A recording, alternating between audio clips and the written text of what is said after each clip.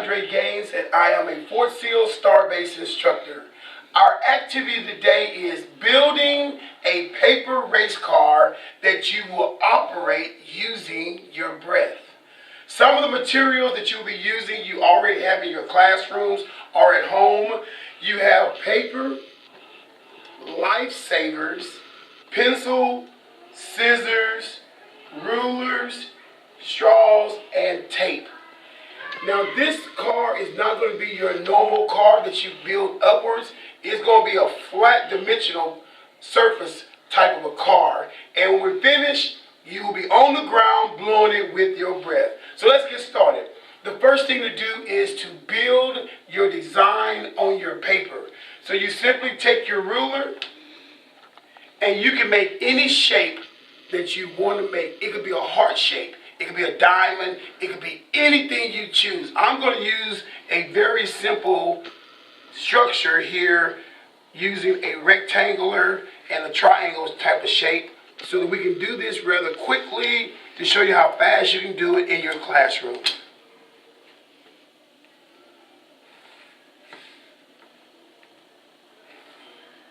Once you have cut out your shape, then your shape will look very similar to my shape that I have right here. Now notice I have a back on it.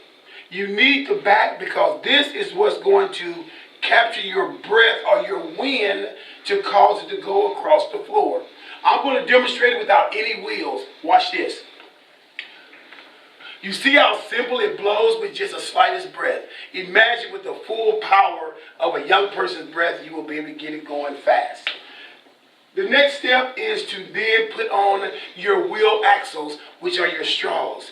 We simply turn our object upside down and then placing our straws straight across. They must be straight if they're going to go in a straight line. You just apply one piece of tape on one side and then another piece on the other side. Now you have the front wheels, axles. Then you take the other straw and you put it near the back and you're going to take the tape and you want to make sure that it's even with the front and it's straight. You simply apply a piece of tape on one side and then on the other side. Now you have your wheel axles in place. Now comes the funny part that's kind of cool.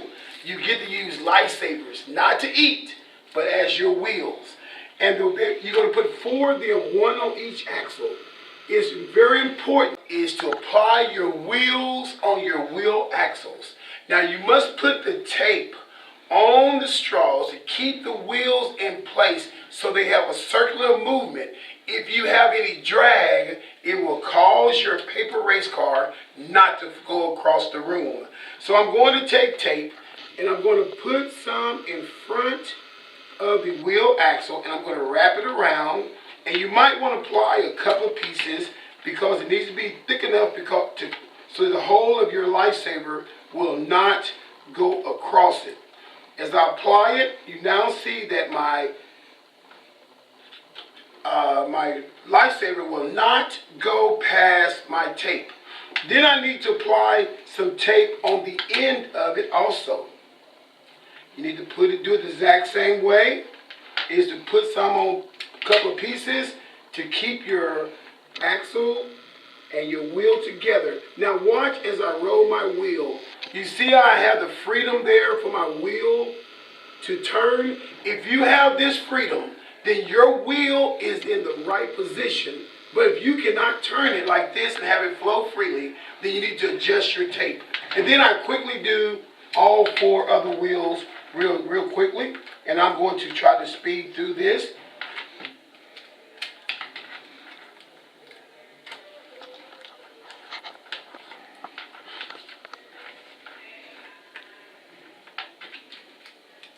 Notice I am doing the same step for each wheel.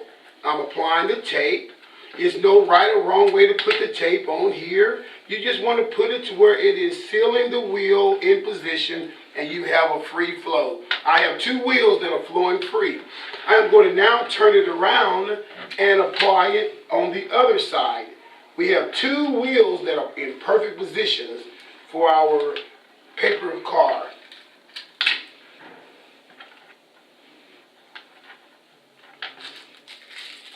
No, you may not eat the lifesavers. I know somebody's asking that question right now out there in our STARBASE world. The lifesavers are for the wheels.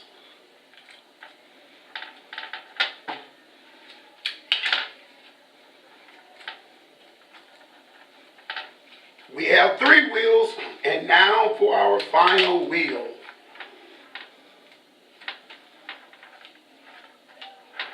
Notice that 2 pieces of tape is enough to keep the lifesaver from going across the straw and interfering with it touching the paper and getting any type of drag. It's okay that your tape is hanging off at the end. You just extending your wheel axle. You can cut the excess off with scissors that you're going to see me do in just a second. The main thing to do is you want to make sure that all of your wheels have freedom to turn. Now I'm going to simply cut off the excess of my tape to make it more of a nicer design. You do not have to do this. And then once you have it, you must make sure that there is no part of your race car touching. Now notice my back. You have to have a back because this is what's going to capture your breath. Now we're going to try it on the table first, and then we'll try it on the floor. So let's see what happens when we get down now and blow. Let's see if it will move. Oh my. Down we went. So now let's get on the floor. Come on, 5th graders. Come on, 1st graders, 2nd graders, 3rd graders. Get down on the floor, and we're going to race. Here we go.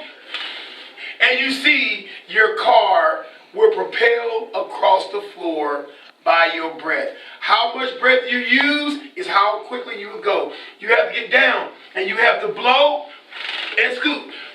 Blow and scoop. Blow and scoop. So if you have the fastest race car and you build it the correct way using the engineer design process of building and then testing and evaluating, you will be the winner of the 2016 races.